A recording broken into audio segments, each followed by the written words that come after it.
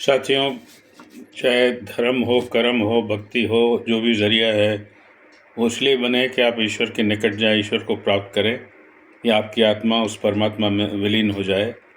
तो इसके लिए हम वैसा व्यवहार आचरण कर पाते हैं। सिर्फ विचार मन में रखने से तो नहीं होगा ना साहब, व्यवहार और व्यवहार में भी तो आना चाहिए ना वो चीज़। अब देखिए ना, हम लोग कितना सच्चाई से जीते हैं, कितना ईमानदारी से जीते हैं, कितना निष्पाप निष्कलंक जीते हैं, वो भी तो ज़रूरी है ना। नहीं साहब, हम तो धर्म के ज़रिए माफ़ी मांग लेंगे, ईश्वर से भी माफ़ी मांग लेंगे। हमारे तो साहब भजन भी मेरी समझ से तो बाहर है, हो सकता है मैं गलत हूँ।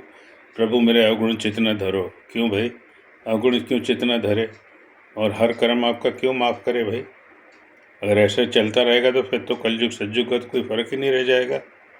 तो जो कलयुग है हम लोग बना रहे हैं साहब, क्योंकि वो धर्म की शिक्षा पे नहीं चल रहे हैं हम लोग। धर्म शिक्षा का माध्यम है, दिखावे का या आडंबर का नहीं है सब धर्म मकसद। तो आपका असली चीज़ तो कर्म है। मैं पहले भी कहता आया हूँ कि जैसे कोई नौकर आपकी सब सारे जगत में तारीफ़ करता फिरे, मेरा मालिक बहुत अच्छा है, रात दिन आपकी सेवा करे, सब कुछ करे, और आपको भी मुंह पे बोलता रहे कि साहब आप तो महान हो, आप तो महान हो, काम न करे दुकान का, फिर आप रखोगे उसको? आप करते रहिए उसकी तारीफ़ और पूजा, लेकिन ज़्यादा दिन टिक नहीं पाएगी वो, क्योंकि उसे तो काम चाहिए आपसे, उसे तो कर्म से मतलब है आपके, इन चीज़ों से मतलब नहीं है। तो जितना हो सब हम लोग अपने कर्म का ध्यान रखें, सच्चाई ईमानदारी का साथ न छोड़ें। चाहे रिश्ते भी न बने, चाहे दोस्ती भी न बने, आप अपने सच पे तो अटक रहिए। आज नहीं कल वो महसूस करेगा, वो वापस लौट के आएगी, रिश्तेदार भी आपके, दोस्त यार भी। लेकिन हम लोग तो बुरे को बुरा कहने में भी सब झिझकते हैं। तो बुराई बढ़ने का यही तो एक कारण है साहब, कि हम बुरे को अनदेखा कर रहे हैं। ठीक है, महात्मा गांधी ने भी कहा साहब कि न देख बुरा, न सुन बुरा, न कह बुरा।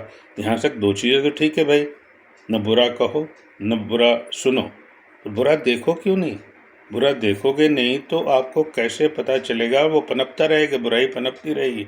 न सिर्फ देखो, उसको दूर करने में सब मिल जुल के उसके दूर करिए, तभी तभी तो समाज का भला होगा। आज समाज की क्या हालत हो गई, पेपर पढ़िए, क्या नहीं आ रहा है पेपर में।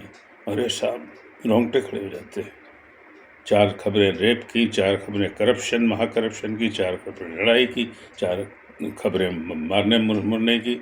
मतलब पेपर बड़ा बड़ा, एक्सीडेंट्स अलग हो रहे हैं साहब। तो एक्सीडेंट्स के अकेला कानून काम नहीं करता साहब, आपको भी अपना अनुशासन में गाड़ी चलानी पड़ेगी, अनुशासन से काम लेना पड़ेगा। हर चीज़ हम साहब ऐसे नहीं चल सकते कि साहब गवर्नमेंट भी, चलिए कई बार हमें लगता है गवर्नमेंट भी गलत है, करप्शन है, सब कुछ है, लेकिन अगर वो कानून बनाती है तो हम लोग कानून पे चलते हैं। तो जब आप ऊपर जाएंगे तो इन चीज़ों से ईश्वर क्या कहोगे? आप खुश होगा इससे कि साहब आप तो बहुत अच्छा काम करके आए हो, हर कहीं एडजस्ट कर लिया, हर कहीं झूठ बोल दिया, हर कहीं निभा लिया, कुछ तो भी करप्शन कर लिया, कुछ तो भी बेईमानी कर ली। तो जब ईश्वर से सामना होगा तो तब कैसे करेंगे सामना? यही हमारी असली संस्कृति है, यही हमारे असली धर्म की शिक्षा है, जो दुनिया में नहीं मिल पाई लोगों को ढंग से, लेकिन हमारे यहाँ सदियों से रही। अब हम अगर खुद ही उसको बिगाड़ने पे तुले, ना अपनाने पे तुले, तो किसी का क्या दोष है? Thank you.